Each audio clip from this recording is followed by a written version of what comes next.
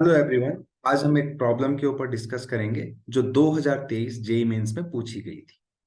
इसमें पूछा गया था कि अगर मैं इंडिपेंडेंस वाले वर्ड के लेटर को परम्यूट करूंगा तो मेरे पास टोटल कितने वर्ड बनेंगे अगर वोवेल्स ऑलवेज टुगेदर हो। तो वोवेल्स को हमेशा साथ में रखना है, तो ऐसा करते हुए मेरे पास टोटल कितने वर्ड्स बन सकते हैं अगर मैं इनके लेटर को परम्यूट करूं। तो सबसे पहले इसने बोला कि वोवेल्स ऑलवेज अकर टुगेदर।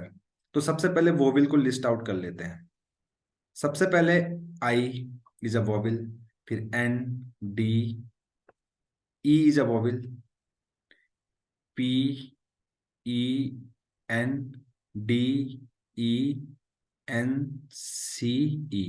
तो इस तरीके से मैंने सारे वोविल्स को एक साथ कलेक्ट कर लिया है। उसके अलावा जो रिपीट हो रहे हैं उनको भी मैंने कलेक्ट कर लिया है, राइट। अब मुझे टोटल अरेंजमेंट बताने हैं, राइट।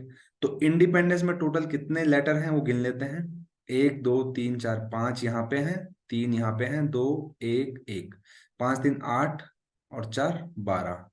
एक, दो, तीन, चार, पाँच, छः, सात, आठ, नौ, 10, 11, 12। तो टोटल लेटर हैं 12। तो 12 लेटर को परम्यूट करने के तरीके होंगे 12 फैक्टोरियल, राइट। बट डी 2 बार यहाँ पर रिपीट हो रहा है तो 2 फैक्टोरियल से डिवाइड कर देंगे। एन जो है 3 बार रिपीट हो रहा है तो 3 फैक्टोरियल से डिवाइड कर देंगे।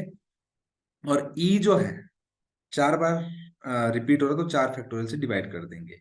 लेकिन ऐसा अगर हम करेंगे तो बिल्कुल गलत हो जाएगा, राइट। ऐसा गलत इसलिए हो जाएगा क्योंकि इसने बोला है कि वोवेल्स को हमें साथ में रखना है। मैंने जानबूझ के यहाँ पर ऐसा किया ताकि आप लोग ये गलती बिल्कुल ना करें, राइट। तो देखिए यहाँ पर मैं क्या करने वाला हूँ, इनको साथ में रखने वाला हूँ। तो साथ में रखने के लिए जब कभी भी ऑलवेज टुगेदर वाला वर्ड यूज हो तो हम करेंगे यूज स्ट्रिंग मेथड। कौन सा? String method. स्ट्रिंग मेथड को हम टाई मेथड भी बोलते हैं या फिर हम इसको गठरी मेथड भी बोलते हैं। हिंदी में क्या बोलते हैं? गठरी मेथड, राइट। तो हम यहाँ पे गठरी मेथड को यूज करने वाले हैं। तो गठरी मेथड क्या बोलता है? जिनको हमें साथ में रखना है उनको हम एक रस्सी से बांध देंगे, राइट। रस्सी से बांध देंगे या बॉक्स में बंद कर देंगे। इनको हमने एक बॉक्स में बंद कर दिया, राइट। बाकी रिमेनिंग को आप लिख दीजिए N N N D D P सी।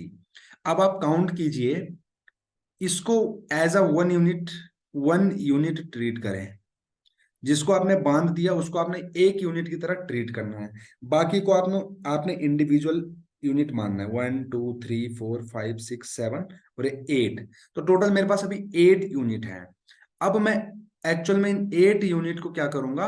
परम्यूट करूंगा, राइट। तो 8 यूनिट को परम्यूट करने के तरीके होते हैं 8 फैक्टोरियल, सही बात है। अब यहां पर आप देखिए एन जो है मेरा वो 3 बार परम्यूट हुआ है, सॉरी 3 बार रिपीट हुआ तो 3 फैक्टोरियल से डिवाइड करेंगे। डी 2 बार रिपीट हुआ तो 2 फैक्टोरियल से और डिवाइड करेंगे। इसके बाद यही मेरा कंप्लीट आंसर नहीं होगा। इसके बाद क्या है कि क्या मैं इन जो मैंने रस्सी के अंदर बांधे हैं इनको मैं परम्यूट कर सकता हूं? ऑब्वियसली कर सकता हूं। तो इनको कितने तरीके से परम्यूट कर सकता हूं? 5 फैक्टोरियल अपॉन 4 फैक्टोरियल। क्यों? क्योंकि 5 लेटर है, इनको 5 फैक्टोरियल से कर सकते हैं हम परम्यूट, बट 4 इसमें से ऐसे हैं जो कि क्या हो रहे हैं? रिपीट। तो इस तरीके से मैं इसको कैलकुलेट करूंगा तो मेरे पास पूरा आंसर आ जाएगा। तो इसको कैलकुलेट करने के बाद मेरे पास क्या आएगा? 8 7 6 5 इंटू 4 फैक्टोरियल, राइट। 5 फैक्टोरियल जो होता है वो 120 होता है अपॉन 6। 3 फैक्टोरियल जो होता है ये 6 होता है और 2 फैक्टोरियल 2 ही होता है, राइट। अब आप ध्यान से देखिए, और यहाँ पे 4 फैक्टोरियल से 4 फैक्टोरियल को हमने स्वाहा कर दिया है। 6 दूनी 12 यानी कि 10 टाइम्स ये चला जाएगा। अब आप इसको कैलकुलेट कर लीजिएगा, कैलकुलेट करके आपको वैल्यू मिल। तो आप यहाँ पर देखेंगे, अगर मैं इसको कैलकुलेट करता हूं तो ये आएगा 8 7 56, 6 पंजे 30, 10 की 300। तो 56 इंटू 300 यहाँ से आएगा। 56 3 होता है 168 और 2 जीरो को एज इट इज लगा लेंगे। तो यहाँ से मेरे पास जो आंसर आने वाला है 16,800। यही इस क्वेश्चन का आंसर है। अगर आपको सॉल्यूशन समझ में आए प्लीज चैनल को सब्सक्राइब भी करें, लाइक और शेयर करना बिल्कुल ना भूलें। Thank you very much.